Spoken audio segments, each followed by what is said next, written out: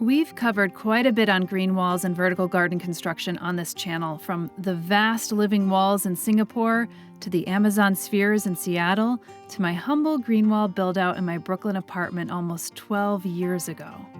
I want to revisit some of the latest advances, however, because we'll be considering a new living wall build in one of the buildings we're doing at Flock, which is part of the renovations we're doing over on our sister channel.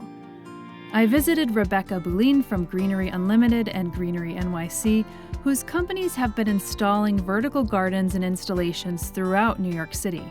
She shares her insights on the systems out there and weighs in on the pluses and minuses for each system.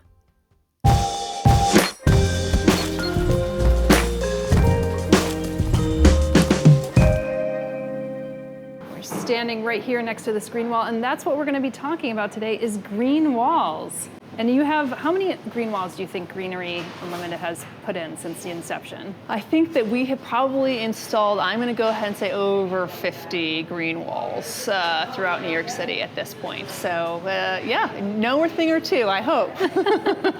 All right, so let's talk about the different green wall systems that are out there and the one that you probably utilize maybe the most, and some of the pros and cons of those. Yeah, absolutely. So I'm going to start with the tray system. That's the system that we have here, and that's the system that after many years of trial and error that I use the most now. And the pros and cons, I think, of the tray system, we'll start with the pro, which is that it's very easy to maintain. So all the way the tray system works is essentially this is just a plastic tray that's housing individual 4-inch nursery pots. And so if you ever have an issue with individual plant species or pests, it's as easy as being able to remove those plants to treat them or exchanging them out. So when you're doing large-scale walls in a commercial setting, which is most of what we do is in big lobbies or reception areas, having the ability to make these changes and to be able to deal with it on a very specific plant level is really useful, and it really helps just keep that operational labor and cost low.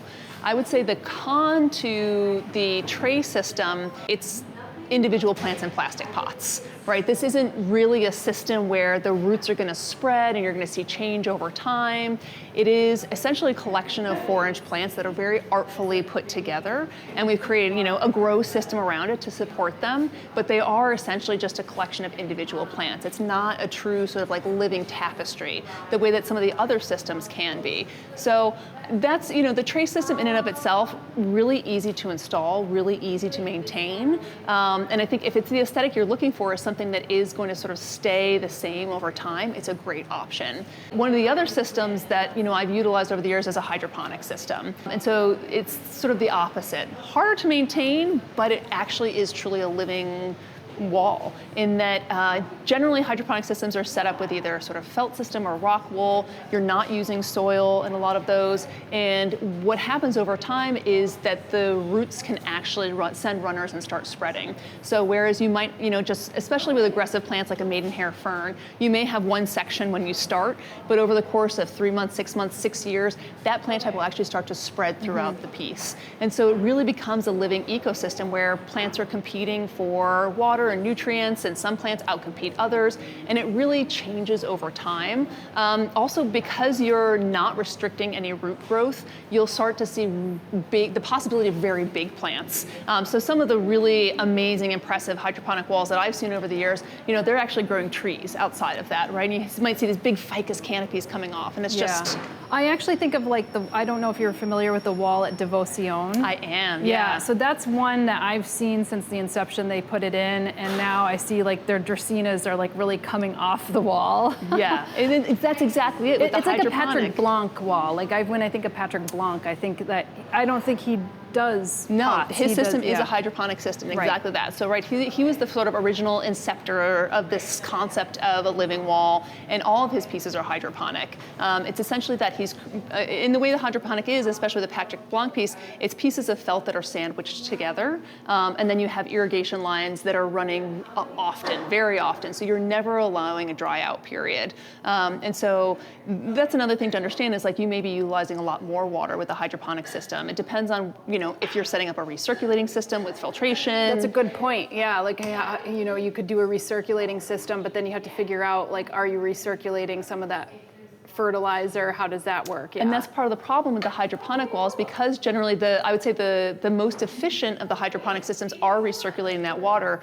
But if you did get some kind of disease or something's wrong with the water, some balance is off with your nutrient injection, you're going to keep recirculating that into the wall. So it's it said pros and cons to all the different systems, but that is one of the downfalls of the hydroponic system. Now, you had mentioned just something right now about like the pH and like monitoring that. How is a wall like this or the hydroponic being monitored? Is it just like your employees and your colleagues going in and monitoring it, or are you doing it on like an app, or how are you doing it? What's available out there? Yeah, there's actually a lot of interesting things available now, and I think that's a really emergent field right now, are different types of sensors. So I'd say that the issue right now at Greenery, we're actually relying on human sensors. So they're actually testing the walls and sort of doing that by hand in each one of our pieces. And I think part of that is because at this point, I don't think there's a leader of the pack in the sensor field. And I also think you sort of run into these issues when you have large scale walls. You need to be able to be testing a lot of different areas. And especially in a tray system, putting sensors in each individual plant or even in zones can get really cost prohibitive. Yeah, because this is this a 10 by 10 or what is this? Yeah, this is a 10 by 12. Okay, 10 by 12. And how many plants you surmise is in here? I would say there's probably 1,500 plants in here. Oh, that's way more than I thought. I knew there was a lot, but I'm like, I was trying to do the math in my head, like a 4-inch pot, like times. I mean, and that may be an overestimation. Yeah, you would never be able to do that. But the thing about this system is that these plants might not be in here for life if you could easily pull out a 4-inch, and put in another 4-inch. Exactly. So I think, and that's part of it. Like the goal is that, right, this is a piece that stays the same. But the reality of it with the tray system too is that some of these plants are going to get leggy. Some of them are actually going to outgrow the wall. In particular, I actually love the way the Aglaonemas look in living walls. Yeah. But this is a plant that I know over time is going to get too large eventually for this. Yeah. So at a certain point, I'm going to take out these 4-inch pots and I'm going to upsize them to 6-inch. Probably sell them in our retail store, and I'm going to replace them with new 4-inch plants to maintain the aesthetic. But there is going to be change over time. Now, some of the plants that are in here are original to when we first put it in 2019, but certainly not all of them. I know when we first put it in, right, I had some beautiful Rex begonias that I've since replaced with the peperomia, and some of that is just learnings over time, and also as the other plants start to grow, you start to see where your dark spots are, where the shade is, and that's what you'd see in any living wall, is that it is going to change over time. And that's one of the beauties of it, right? It's not a static art piece. It's something that's ever evolving, ever growing, ever changing. Yeah, I mean, I think that's kind of an interesting aspect of it, because this one, you have a little bit more freedom to move plants around, so you have more control over this art, whereas if you're doing something hydroponically, you might have say on what you're doing initially to make that art, but then it is kind of like, it's to let go. You have to let go to a certain extent. Yeah. You do, and I think I've seen that, sometimes over time. I use the example of the maidenhair fern because I've seen that plant utilized a lot. It is such a beautiful plant, and it flourishes in a hydroponic setting. It's such a water-loving plant, but people don't necessarily understand when they first put it in. They want that texture maybe sporadically, and maybe don't fully understand how aggressive that plant will grow. So it will eventually outcompete most of its neighbors. And so now, 5 years down the line, you maybe once had a wall that had 13 different species in it, and now you got 2. I think that people will be surprised by that, because people who often grow maidenhairs, it's not in a green wall system. It's in like maybe a pot, and most people have killed their maidenhair. So they're like, wait, aggressive a maidenhair? No. But that's the whole thing. I think that's part of, if you were to grow a maidenhair in, I would say, like a sub-irrigated vessel, you'd start to see that it's actually an easier plant. It's the care you provide, and that's part of like being successful with living walls. Is not every species is going to do well in this type of system, right? This is, in general, in living walls are kind of wet feet systems across the board. So you're going to want to be selective in the plants that you're using to make sure that they enjoy those conditions. And I think they exhibit different characteristics when you grow them vertically with different grow systems. I mean, here's a great example. Put that, in just a normal terracotta, and that's a short life for that plant. Put it in a hydroponic system where it's getting watered 10 times in a 24-hour cycle, that plant's going to really flourish. Now, when You did the Bank of America building here, Yeah. right? Okay, and is that similar to this system that you did, or is there any modifications? Because you've done that more recently compared to this one, which was done in, what year was this done? 2019. 2019, okay. Yeah, so there's been, I think with every wall we put in, there's always some kind of learning. So even some walls that we've done, we've changed over time. So there have been projects where we've started with, felt pockets and had those pockets in Bank of America's example, that a project that's changed over time, right? So, and sort of realizing, and we can talk about that felt pocket system, which is, I think that is another one that has sort of a finite life. Yeah. And it can be really challenging to maintain over time. So I think And for folks, sorry to cut you off, just for folks to know, because I'll intersperse, my green wall had some felt pockets, and there are pluses and minuses, and I'm happy to have Rebecca go over some of that as well through her experience. Yeah, I think that's it. It's just, so what I've realized, I sort of jump back to say that because the work that I'm specifically doing is mostly in public-facing commercial settings, I have sort of deduced over time, and also because I don't have access to it all the time, I'm sort of confined to when people are going to let us into the building, that the tray system is the best for that setting. If I was to have the freedom to create my own living wall for my space, I'm not sure I would use the tray system because I'm interested in seeing how things evolve. But I think one of the things I learned about the using felt pockets and using multiple different types of felt pockets, different sizes, different placements on them. One, I would say the downfall to that, in my opinion, is that it's messy. So when you're thinking about doing that professionally in like a bank setting, that can be really problematic because that is Not the carpets. Exactly. It's not a customer that loves to have a lot of soil flying around. So I think you have to sort of be a little bit pragmatic sometimes to say, what is going to be the cleanest, most efficient system? And so I think that in the same way that the hydroponic system allows for big growth, I think the felt pockets do the same. And I think the felt pocket system is interesting because it's almost this hybrid of a soil-based system with a hydroponic system. So you sort of have both the pros and cons of both of those. But ultimately, I think that what I've seen over the years with the pocket system is, I think if you can set it up correctly from the beginning, you can sort of avoid some of the pitfalls. And one thing that I've noticed with the felt pocket system is what happens sort of behind the pockets themselves. And so if you don't have an appropriate waterproof membrane set up behind it, you will grow mold, you will have damage happening. So there's just some architectural requirements that I would suggest get put in. I think the other thing about the felt pockets is they can actually get really heavy over time. Yeah, I mean, honestly, I was really surprised that I think I had a 10 by 5 or whatever, and they're like, one of these things is at least 80 pounds with just a little bit of water in it. And I'm like, wow, it builds up fast. So you can't just have it on. You can't just plug it onto a drywall and expect it to stay up. Exactly. You're going to definitely have problems. So like I said, there's an infrastructure requirement that comes with the pocket system. And I think that's the other thing why I lean towards doing the tray systems. It's really lightweight, right? Because essentially it's a plastic tray with a collection of plastic pots and soil. So you're not putting a big load on the wall. And it's the same with the hydroponic system. It's a really light load. And so that's part of the things when you're thinking about the wall that you want to design and build where it is I think the felt pockets are good, again, because you can have expansive growth, especially if you have bigger pockets. One, the root system can travel through that felt, for better or for worse. It can move and grow.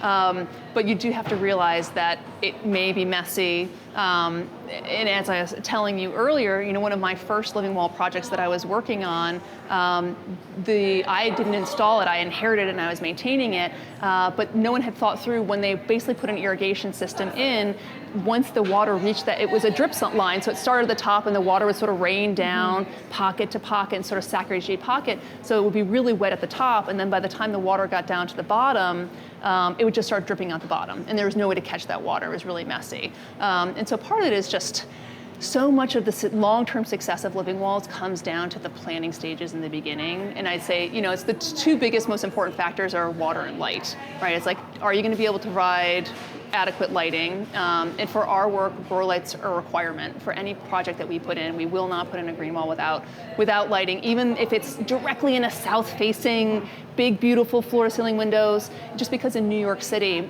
the changing of the light throughout the seasons has a really big impact on the plant palettes that we're working with. So we need to provide consistent light with the grow lights, and then just water, just coming through. What is that irrigation plan going to be? Is it a recirculating system? Is it a municipally fed system? Sometimes we don't have access to water where people want to put walls, so we'll have to devise a tank system where we're essentially have 5 or 10 gallon tanks of water that we're manually refilling and then pumping that water back up.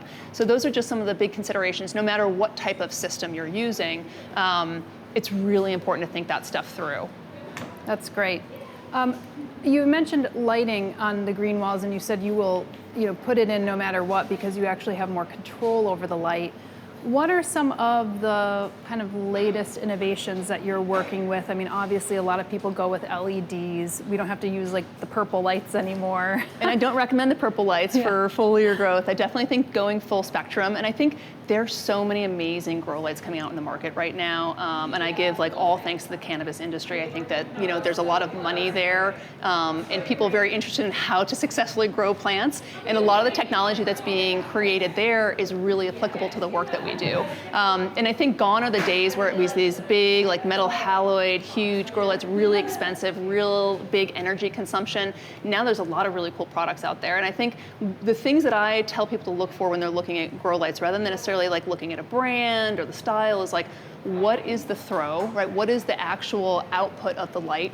And thinking about, so for the green walls that we do, I want to hit a minimum of 150 foot candles on the whole wall. So I'm okay if there's some hot spots, closer to where the lights are, but even as I start to drop down on the base of the wall, on the face of the wall, I want there to be even 150 foot candles down at the base. Recognizing, right, there's going to be shady patches here and there, but I know that if I can get that kind of even spread across, even if I dip down into 60 or 70 foot candles in here, it's still going to be enough to support the plant life. So I'd say, what is the throw? Making sure you're going to hit that 150 foot candle threshold, and then you want to have a high CRI, which is the color render index. So you want to make sure that's 90 plus, right? Because the whole goal is that you're mimicking sunlight, so you really want to get as high a quality light as you can. And in terms of the color of it, it's usually somewhere between 3,500 and 5,000 Kelvin. So it feels a bit more like homey. Yeah, I think it's candlelight is like what, like 2,500? Yeah, like 25, 2,700. Okay, so, yeah, so like, and then if you're going to 3,500, it might be a little bit better on your eyes versus if you're going up further to where it's like sunlight. It might be too stark in a home environment, perhaps, exactly, but that. like maybe in an office environment, it'll be okay. I think it depends on like the proximity to windows. So That's the lights that we have on here are 5,000 K, and I don't think that it necessarily, it feels really blue, white, and a little garish at night. Right. But because we're so close to the window, Natural light the natural already, light, which is yeah. already kind of at that really blue, white temperature, it doesn't feel It's a really unnatural. good point. Yeah. Well, thank you so much. I mean, I think that this gives us a lot of food for thought as I'm kind of also going into my renovation and thinking about the next green wall. It gives me a lot of food for thought of like what to do next. Happy to help. It's so like great you to have said, you. There's a lot of pluses and minuses on every single one. There's never a silver bullet solution to everything. So thank you so much, Rebecca, for your time and for your expertise on this. My pleasure. If you have further thoughts on green walls, share them in the comments below. And if you're enjoying the channel, do us a favor and give it a thumbs up and help us grow by subscribing. And if you're keen to get a deeper knowledge on houseplant care, check out our suite of online offerings and courses from Houseplant Basics to the Houseplant Masterclass over at homesteadbrooklyn.com. See you in the next episode.